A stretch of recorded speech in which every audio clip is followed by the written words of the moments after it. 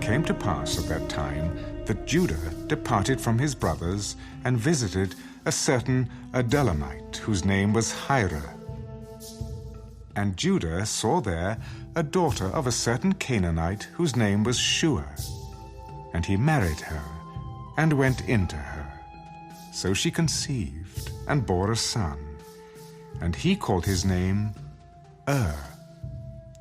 She conceived again, and bore a son, and she called his name Onan. And she conceived yet again, and bore a son, and called his name Shelah.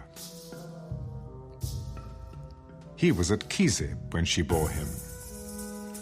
Then Judah took a wife for his firstborn, and her name was Tamar.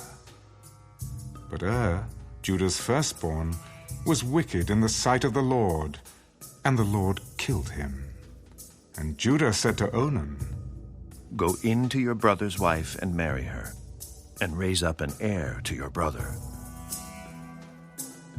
But Onan knew that the heir would not be his. And it came to pass, when he went in to his brother's wife, that he omitted on the ground, lest he should give an heir to his brother. And the thing which he did displeased the Lord. Therefore he killed him also.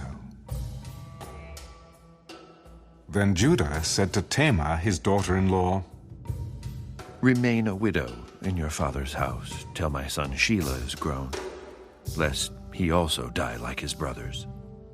And Tamar went and dwelt in her father's house.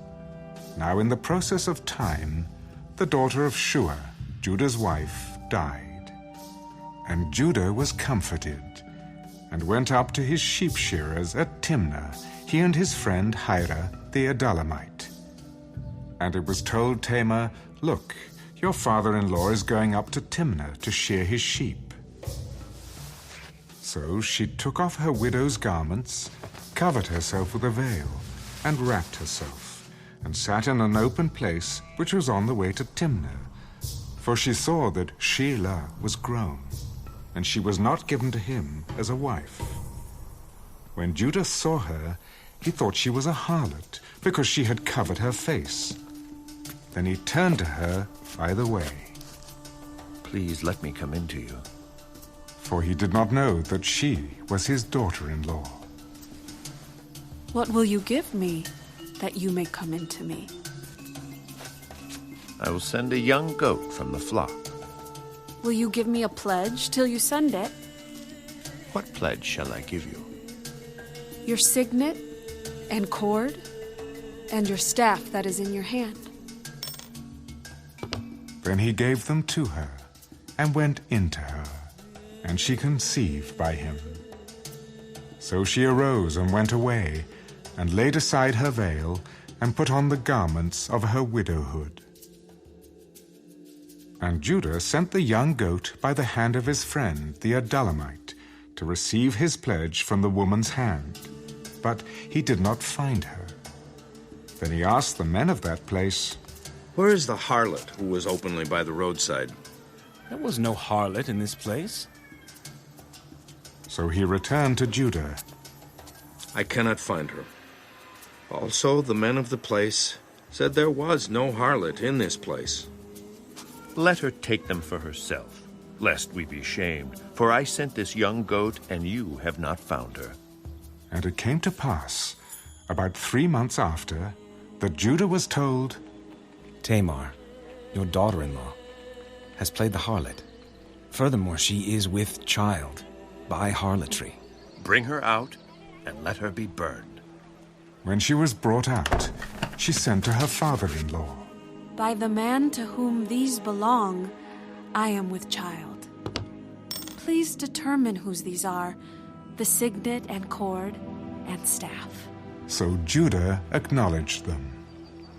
"She has been more righteous than I, because I did not give her to Shelah, my son." And he never knew her again. Now it came to pass, at the time for giving birth, that behold, twins were in her womb. And so it was, when she was giving birth, that the one put out his hand, and the midwife took a scarlet thread and bound it on his hand. This one came out first. And it happened, as he drew back his hand, that his brother came out unexpectedly. How did you break through? This breach be upon you. Therefore his name was called Pires. Afterward, his brother came out who had the scarlet thread on his hand, and his name was called Zerah.